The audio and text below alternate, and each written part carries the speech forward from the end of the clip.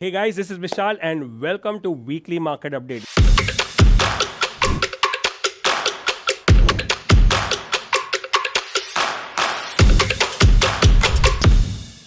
Weekly market update में आपका स्वागत है। और इस वीकली मार्केट अपडेट में मैंने जो अपने ट्रेड मी स्टूडेंट्स के लिए और ट्रेड मी कम्युनिटी के लिए जो मास्टरमाइंड किया था उसका मैं पूरा रिप्ले आपको दिखा रहा हूँ, जो आज ही मैंने किया था सैटरडे के दिन पे 23 मार्च को।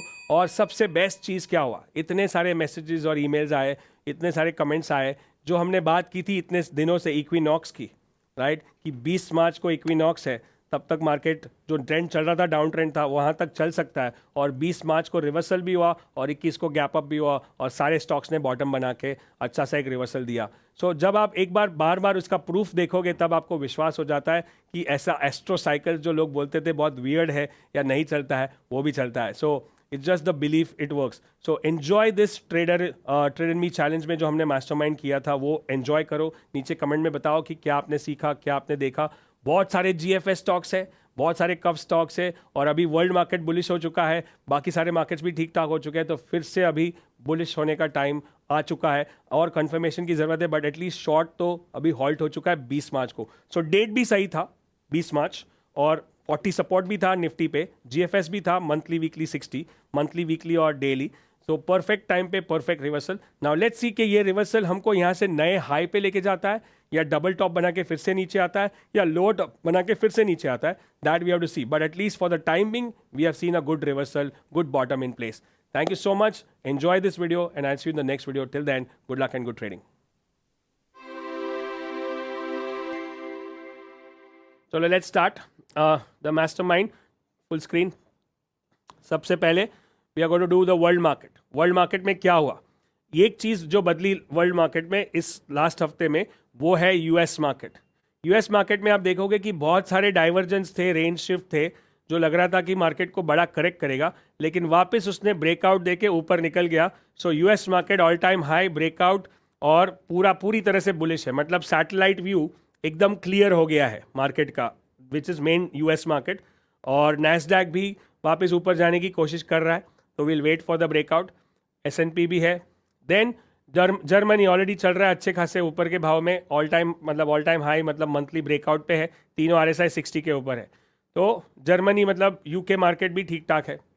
Stocks all three above 60, then UK breakout all three above 60, all three above 60 नहीं है मंथली, अभी तक हुआ नहीं है बट हो सकता है। और जापान ऑलरेडी तीनों आरएसआई 60 के ऊपर चल रहे हैं। और कॉस्पी कोरिया वापस तीनों दो आरएसआई 60 के ऊपर है, मंथली अभी भी नहीं है।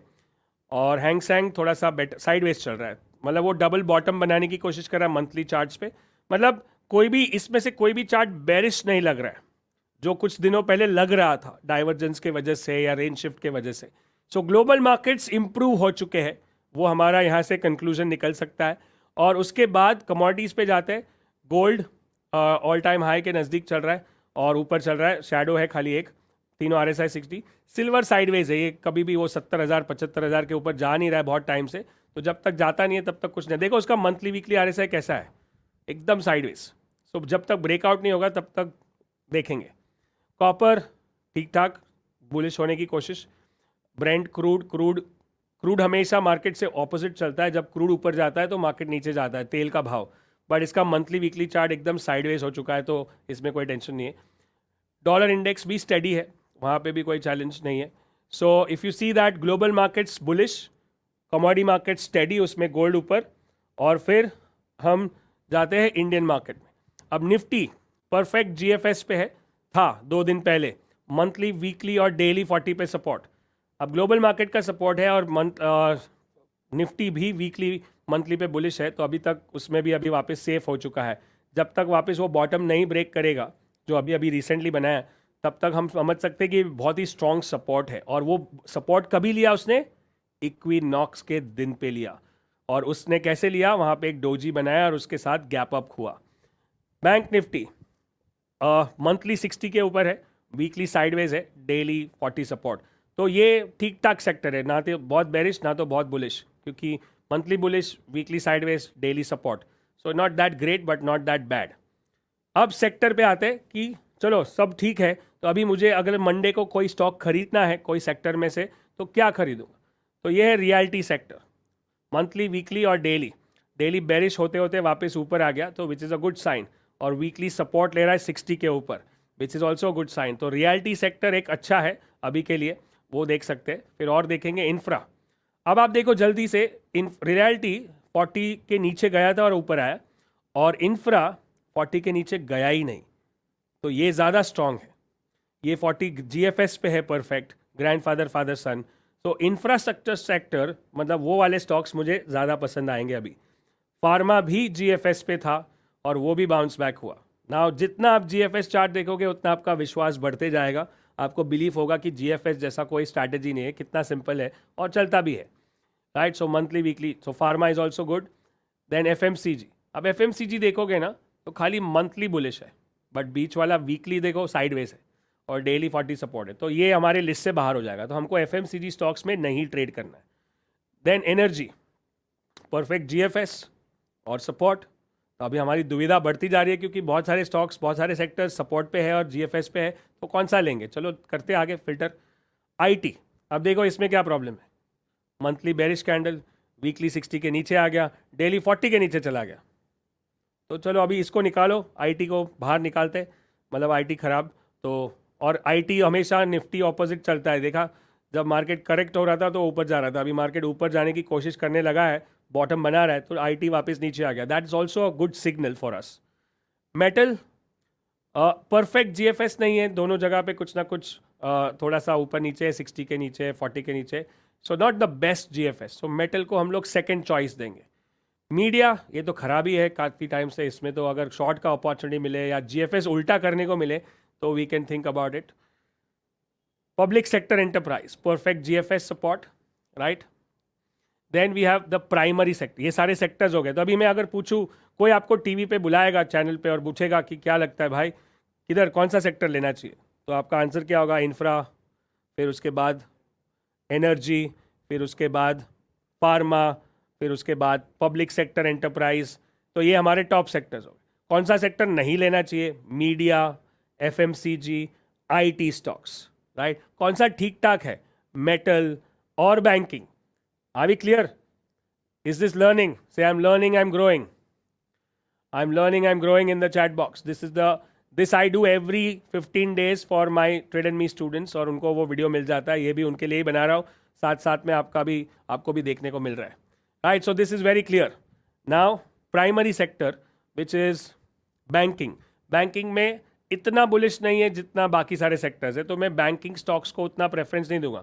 अब बैंकिंग में और एक चीज़ होता है, एक होता है पीएसयू बैंक्स और एक होता है प्राइवेट बैंक्स, तो वो दोनों में अलग अलग भी कभी कभी होता है ट्रेंड्स, कभी एक बुलिश कभी एक बेरिश होता है, तो we can check that further also. अब देखो एचडीएफसी बैंक, क्या करना चाहिए, monthly sideways, weekly sideways, daily sideways, इसको क्यों हाथ लगाए। अब काफ़ी लोगों ने एचडीएफसी अच्छे भाव में मिल रहा है, राइट। वो अच्छा भाव क्या होता है, अच्छा भाव मतलब या तो वो ब्रेकआउट पे मुझे कप पैटर्न पे मिल रहा है, अच्छा भाव मतलब या तो मेरे को जीएफएस पे मिल रहा है, तो ही मेरे सिस्टम में बैठेगा तो अच्छा भाव है, नहीं तो नहीं है, सिंपल। आईसीआईसीआई बैंक, अब ये देखो एडवांस जीएफएस पे है, मंथली, वीकली और डेली, पूरे करेक्शन में निफ्टी के, बैंक निफ्टी में आईसीआईसीआई बैंक बिल्कुल नहीं घटा, वो नीचे ही नहीं जा रहा है, देखो मूविंग एवरेज के नीचे नहीं जा रहा है, 60 के नीचे भी नहीं जा रहा है, मतलब ये बहुत ही स्ट्रॉन्ग स्टॉक है। अब आपको एक गोल्डन मंत्र देता हूँ। गोल्डन मंत्र क्या है, जब मार्केट करेक्ट होता है, शायद मैंने पहले भी बताया, जब मार्केट करेक्ट होता है तो हमेशा एक चीज़ ध्यान रखनी है कि कौन सा स्टॉक नहीं गिर रहा है, ये हमारा नेक्स्ट बाय कैंडिडेट होगा। पूरे मार्केट करेक्शन में इतना सारा ऊपर नीचे हुआ, आईसीआईसीआई बैंक को नहीं गिरने का, मतलब that's an out performing stock, right. This is the best signal you will ever get, याद रखना ये गोल्डन मंत्र, राइट। Next go back. चलो एक हमारा रेडार पे आईसीआईसीआई बैंक आ गया एडवांस जीएफएस के हिसाब से। एक्सिस बैंक अवॉइड, क्योंकि 60 से टर्न मार रहा है, वीकली डेली सब खराब है, तो बैंकिंग में खास कुछ हमको करना नहीं है, क्योंकि सब जगह पे रेंज शिफ्ट हो गया, साइडवेज हो गया, चॉपी हो गया। बैंक ऑफ बड़ौदा, ये जीएफएस पे है नॉर्मल, ऑलरेडी 2 दिन पहले लेना चाहिए था, बट ठीक है, और ये मंथली पे कप पैटर्न भी है, और वीकली पे 60 सपोर्ट भी है, और डेली पे 40 सपोर्ट है, तो जीएफएस भी है, तो ये हमारे लिए ठीक ठाक हो सकता है बैंक ऑफ बड़ौदा। तो लेट्स सी, बट इससे बेटर कुछ होगा तो मेरे को इसको नहीं लेना है, अगर इससे बेटर कुछ है तो। PNB same GFS monthly weekly 60, और ये भी कप पैटर्न है, देखो मंथली के कप दिख रहे हैं आपको, 5-6 साल का कप है, तो वो ये भी एक हमारे लिए कैंडिडेट बन सकता है। SBI perfect GFS monthly weekly 60। अब ये तीनों GFS में से बेटर कौन सा है? हमारे पास इतना पैसा थोड़ी है कि सब स्टॉक खरीदे, हमको तो कोई भी 1 या 2 खरीदना है, तो further filtration needs to be done. Then PFC, अब ये तो वीक हो चुका है, मंथली ठीक है बट वीकली 60 के नीचे जा रहा है, डेली 40 के नीचे जा रहा है, CIP इनफैक्ट शॉर्ट के लिए बन रहा है, सो इसको अभी हमारे लिस्ट से हम निकाल देते हैं लॉन्ग करने के लिए। ये भी बेरिश की तरफ जा रहा है, IDFC फर्स्ट, और वो कब के सपोर्ट पे है CIP पे, बट ओवरऑल चार्ट इतना ठीक नहीं लग रहा है। LIC housing weekly 60 support. Then REC, ये GFS पे है, देखो मंथली वीकली और डेली 2 बार 40 पे सपोर्ट लिया उसने और दोनों बार बाउंस बैक दिया। सिंपल खाली GFS ट्रेड करते थे, एक एक लॉट पे 20-20 25-25 रुपया 2-2 दिन में मिल रहा है, विच ऑलमोस्ट बिकम्स लाइक अ 6 figure trade, right. So very simple. कितने ऐसे स्टूडेंट्स को मैं जानता हूँ अभी जो खाली GFS ट्रेड करते हैं। अभी मैं रिसेंटली एयरपोर्ट पे जा रहा था और वहाँ पे वो सिक्योरिटी चेक वाला जो होता है, जो आपको स्कैन करता है, और वो मुझे स्कैन कर रहा था और फिर मुस्कुराने लगा, बोला सर आप मलकान सर हो ना? बोला हाँ सर, GFS चलता है, ऐसा उसने मेरे को स्माइल करके बताया, and I was so happy कि भाई GFS चलता है, right. So that's the power of GFS, grandfather father son, right. So let's click on that. Next REC, then comes secondary sector, उसमें हम एनर्जी पे ध्यान देते हैं। एनर्जी सबसे बुलिश दिख रहा था, और उसके अंदर रिलायंस, देखो रिलायंस जो सबसे बड़ा स्टॉक, बड़ी कंपनी, सिंपल GFS 3000 को टच करके आया, वापस 2800 पे मिल रहा है, GFS पे कंफर्म भी हो रहा है, वीकली पे PRD भी है, तो इससे बेटर सिग्नल क्या हो सकता है। देन कोल इंडिया 40 सपोर्ट GFS, इतने सारे GFS है। अब आपको अपना रिस्क रिवॉर्ड रेशियो, आपका कैलकुलेशन, वो सारी चीज़ें करके आपको एंटर करना है। IOC GFS, ग्रैंडफादर फादर सन, और कप का CIP। NTPC not the exact GFS, तो इसको छोड़ देंगे। ONGC GFS, बट कब का रेजिस्टेंस पे है, कब ब्रेकआउट नहीं हुआ अभी तक। BPCL GFS, राइट, ये बहुत ही बड़ा ब्रेकआउट था लास्ट मंथ, काफ़ी ऊपर गया, 500 वाला 700 हो गया, अब वापस GFS। ऐसा हो सकता है कि ये DLF जैसा वापस अपने को मौका दे रहा है एंटर करने को, तो क्यों ना हम सोचे इसको ऐसा एंट्री करने के लिए। हिंद पेट्रो सेम, ये थोड़ा उससे ख़राब है, बट अभी फार्मा सेक्टर में जाते हैं। फार्मा हमारा सेकंड चॉइस था, तो फार्मा में सन फार्मा, ये कप पैटर्न बहुत बड़ा स्ट्रॉन्ग है, हमने ABCD में भी डिस्कस किया था। या इसका एक बार खाली एक सेकंड के लिए मंथली चार्ट देखो, what is it doing. Monthly chart 2021 में उसने 60 क्रॉस किया, और उस टाइम पे उसका भाव था 700 रुपये, 650 रुपये। उसके बाद वो मंथली 60 के ऊपर ही रहा, 2-3 बार आया 60 पे सपोर्ट लेके, 60 पे सपोर्ट लिया 2 बार 3 बार, और यहाँ से लेके विच इज हियर, और वापस सपोर्ट लिया 60 पे, मंथली सपोर्ट 60, मंथली 4 बार। इसको बोलते हैं पोजिशनल लॉन्ग ट्रेड या लॉन्ग टर्म इन्वेस्टमेंट। 700 वाला 650 वाला 1600 3 साल में। तो अगर ऐसा चार्ट मिलता है तो बाद में जब भी वीकली पे सपोर्ट मिले, डेली पे GFS मिले, डेली पे CIP मिले, बाय करते जाओगे तो ये एक और 7 फिगर 8 फिगर ट्रेड बन सकता है। So this is still bullish. Any other opportunity here would be a good opportunity. Lupin, perfect GFS again. ये भी इसमें कप नहीं है, बट इसको डबल U या डबल कप भी बोल सकते हैं. You can draw one line here. Yeah, just look at that. So that breakout happened. Torrent Pharma, GFS की लाइन लगी है. अब आपको करना है, खाली आप अगर आप नए हो बिल्कुल तो आप खाली देखो क्या होता है. ऐसा ज़रूरी नहीं कि सारे GFS चलेंगे, ऐसा भी हो सकता है 2-3 दिन ऊपर जाए और वापस नीचे आ जाए, बट सपोर्ट है. बट एक चीज़ कंफर्म होती है कि उसको कितना रिस्पेक्ट मिल रहा है. सब स्टॉक GFS 40 पे आके रुक गए और वहाँ से उसने बाउंस बैक दिया, और वो भी इक्विनॉक्स के दिन पे, right. So how strong is that signal. So हमारे लिए एनर्जी और फार्मा हमारे लिए टॉप सेक्टर्स होंगे और उसमें हम निवेश करेंगे. तो वो हिसाब से आपको आगे बढ़ना है. अब ऑटो में भी दम तो है, ऑटो सेक्टर भी काफ़ी स्ट्रॉन्ग है. उसमें सबसे स्ट्रॉन्ग कौन सा है? टाटा मोटर्स एक है जो GFS पे नहीं आया, 40 के ऊपर से ही टर्न मार दिया। और दूसरा M&M है जो GFS के नज़दीक आया था, राइट। और तीसरा मारुति है। अब ये चीज़ ध्यान में रखो, ये जो मुझे बताना था, मैंने 2 दिन पहले कोई सेशन किया था कहीं, तो कोई तो वीडियो में मैंने बताया था कि पूरे मार्केट में इतना करेक्शन हो गया, सब स्टॉक नीचे आए, लेकिन मारुति नीचे नहीं आ रहा है। तो ये sign, ICICI bank and Maruti are the 2 strongest stock what I have seen so far. और उसमें मारुति उससे भी स्ट्रांग है। जब मार्केट लो बना रहा है तो ये ऊपर, जब इक्विनॉक्स के दिन पे उसने सपोर्ट लिया GFS पे, विच इज ऑन 20 मार्च, सारे स्टॉक्स ने, उसी दिन मारुति ने ब्रेकआउट दिया। Can you see that? 3 दिन पहले का ब्रेकआउट है। Mark this candle, this is 20 March, right. So this is, I think, the strongest stock ever in this whole sector, all this mastermind. अब आज की तारीख में, कल तो मैं जाके इसको खरीद नहीं सकता हूँ क्योंकि काफ़ी ऊपर है, बट ये साइन दिख रहा है कि मैं बहुत स्ट्रांग हूँ। तो नेक्स्ट जब भी GFS पे आएगा, आवली 40 पे आएगा, आवली 60 पे आएगा, CIP पे आएगा, PRD पे आएगा, जो भी आएगा, जहाँ पे भी सिग्नल पे आएगा, मैं इसको बाय करने के लिए तैयार हूँ। मारुति, राइट। ये ऐसे स्टॉक सिलेक्शन होता है, टॉप डाउन अप्रोच। अगर आपको लगता है कि आपने लास्ट कुछ दिनों में कुछ नहीं सीखा, जो मुझे नहीं लगता है, बहुत कुछ मैंने सिखाया, लेकिन अभी जो आपने लास्ट 10-15 मिनट में समझा, ये मार्केट का, मैं बोलता हूँ, जो इट्स लाइक हमारा पूरा अप्रोच है, top down approach is 1 coach 1 approach, जो हम इतने साल से फॉलो कर रहे हैं, तभी जाके सही स्टॉक सिलेक्शन होता है। This is called how you go from macro to micro, from satellite view to microscopic view, right. I hope this make sense, right. So Maruti हमारे लिए बेस्ट है और TVS मोटर GFS पे खड़ा है, लो रिस्क एंट्री बन सकता है।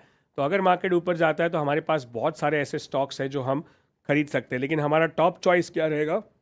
Infra, energy, pharma and then auto. फिर करने को तो बहुत कुछ है, जितना ज़्यादा स्टॉक देखोगे उतना ज़्यादा कंफ्यूज हो सकते हो। तो चलिए अभी कुछ कप पैटर्न्स पे जाते हैं, और ये सारे GFS तो हमारे पास बहुत है। और अभी अगर कप में मेरे को कोई ट्रेड करना है तो आज के तारीख में कौन से कप पैटर्न है वो भी देख लेते हैं, ताकि आप कैश में भी खरीद सकते हो, अगर वो फ्यूचर में है तो फ्यूचर में भी कर सकते हो। या cup stocks, let's go. This one, hitech gear.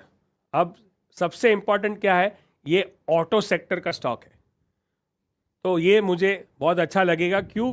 एक तो ऑटो सेक्टर है, 5 साल का कप है, नीचे वॉल्यूम है, ब्रेकआउट हो गया है, क्लोजिंग आ गया है, और ये सब सही हो रहा है, तो ये मुझे लगता है ये मेरे लिए कैश में अच्छा इन्वेस्टमेंट होगा। दूसरा जिंदाल स्टील, ये भी ब्रेकआउट है। अब ये मेटल सेक्टर में है, मेटल सेक्टर टॉप नहीं था, मतलब सबसे बेस्ट नहीं था, तो मैं इसको थोड़ा और वेट करके सोच समझ के खरीद सकता हूँ, क्योंकि ये मेटल सेक्टर सपोर्ट नहीं कर रहा। स्टॉक का ब्रेकआउट ज़बरदस्त है, मतलब ये एकदम परफेक्ट कप है 15 साल का, which is great, like DLF only, but sector support नहीं कर रहा है। शायद मैं इसमें इतना एग्रेसिवली ट्रेड ना करूं जितना मैं शायद अगर ये ऑटो स्टॉक होता तो। वेबसोल एनर्जी अभी तक प्रॉपर ब्रेकआउट नहीं हुआ, एक्चुअली होके वापस नीचे आ गया, तो will wait for the breakout. पर याद रखना नाम को, टाइम टेक्नो, इसका भी नाम याद रखो, प्लास्टिक प्रोडक्ट्स है, ब्रेकआउट हुआ नहीं अभी तक, होगा तब देखेंगे। National aluminium again metal sector में है, और सेक्टर इतना खास परफॉर्मेंस नहीं दिखा रहा है, तो क्वांटिटी कम कर देंगे, कैश में खरीदेंगे, अग्रेसिव नहीं करेंगे, ठीक है। ताज GVK which is hotel, breakout 15 साल का, it's not bad.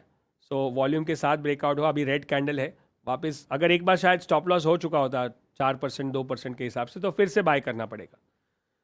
Skipper engineering industrial, अब ये जो आप देख रहे हो कि ये इसमें भी लाल कैंडल है, इसमें भी लाल कैंडल है, इसमें भी लाल कैंडल है, क्यों? क्योंकि मार्केट करेक्ट हो रहा है, तो इसको भी करेक्ट होना पड़ा, इसीलिए टॉप डाउन अप्रोच। इसीलिए लास्ट 2 महीने से कप पैटर्न में अग्रेसिव ट्रेड नहीं कर रहे, क्योंकि मार्केट सपोर्ट नहीं कर रहा है। अगर अभी मार्केट सपोर्ट कर रहा है, ग्लोबल मार्केट भी चल रहा है, तो अभी जो ब्रेकआउट होगा वो सेफ हो जाएगा, अभी मुझे टेंशन नहीं है, अभी मैं भी अग्रेसिवली ट्रेड करूंगा। तो that's the way how top down approach helps you and saves you from taking the wrong trades और wrong decision. NCC construction infrastructure, चलो एक बार फेल हो गया, अब वापस अगर ऊपर जाता है तो करूंगा, क्योंकि अभी मार्केट का भी सपोर्ट है और ग्लोबल मार्केट का भी सपोर्ट है, which is good, right. So this are cup patterns for you and some GFS patterns for you. अब अगले हफ्ते के लिए ये मेरा होमवर्क हो गया, इसी सारे स्टॉक्स में मुझे काम करना है ना, मेरे को 3-4 हज़ार स्टॉक देखना है, राइट। सो मुझे अभी ये सारे स्टॉक्स में काम करना है, उसमें से 2 या 3 या 4 स्टॉक पे मैं फोकस करूंगा और कहाँ देखूंगा कि कहाँ 6 फिगर या 7 फिगर ट्रेड बनता है और नहीं बनता है, नहीं समझ में आता है, कन्फ्यूजन होता है, तो मैं एक और वीक जाने दूंगा। अगला हफ्ता एक ऐसे भी बहुत छोटा है, 2 छुट्टी है, 3 ही दिन का वीक है और उसमें हमारा इवेंट है, तो मैं तो वहाँ पे इवेंट में रहूँगा। तो अभी सब सब कुछ है ना, मैं बोलता हूँ कि कुछ भी ट्रेड नहीं करते, अगले 7-8 दिन 10 दिन तक प्रैक्टिस करते हैं। नया फाइनेंशियल ईयर आ रहा है, 1 अप्रैल, एक नया अकाउंट ले, फ्रेश जीरो से स्टार्ट करते हैं। जो भी आपका कैपिटल है, जो पुराना लॉस प्रॉफिट जो भी है, सबको जीरो कर देते हैं, ऐसे भी जीरो हो ही जाएगा as per the financial year. तो 1 अप्रैल से एक नया गेम और नई इनिंग्स शुरू करते हैं और वो सिस्टमैटिक ट्रेडिंग की होगी। क्या आप सिस्टमैटिक ट्रेडर शुरू करोगे, सिस्टमैटिक ट्रेडर बनोगे अब से? येस और no? From 1 April you will only trade systems. Systems are cup, GFS, advance GFS, CIP और वो जो भी हम सिखा रहे हैं, और कोई फालतू ट्रेड, कोई इम्पल्सिव ट्रेड कुछ भी नहीं करोगे, right? So that's what your mastermind is. Say I am a systematic trader, right? I am a systematic trader. और जब भी आप पैसा बनाते हो तो, और जो भी सिस्टम है वो आप नहीं बनाते हो, फिर आपकी सिस्टम पैसा बनाएगी। और जब आप सिस्टम को फॉलो कर रहे हो तो आप जो होता है ना, आप मैंने कमाया, मैंने किया, वो मैं निकल जाएगा। अरे सर आपने 8 फिगर ट्रेड किया, मैंने नहीं किया, मेरी सिस्टम ने किया, right? That's what we need.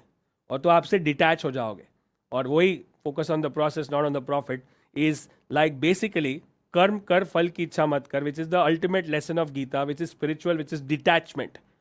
मैं यहाँ पे अपना कर्म करने आया हूँ, जो मैंने सीखा है, जो मेरा प्रोसेस है कि अगर कप होता है तो 4% ऊपर फिल्टर लगा के बाय करना है, वो मेरा कर्म है। और उसके नीचे 2% नीचे स्टॉप लॉस लगाना है, वो मेरा कर्म है। फिर 10% ऊपर जाएगा तो 1/3 बेचना है, दैट्स माई ड्यूटी। और ये अगर if I do my duty then I get the reward what I want. But if I focus on मेरे को क्या मिलेगा, मेरे को क्या मिलेगा, आई फोकस ऑन द फल, then I miss the process, then you don't get the fruit. I hope that makes sense. And on that note, that's end of this thing.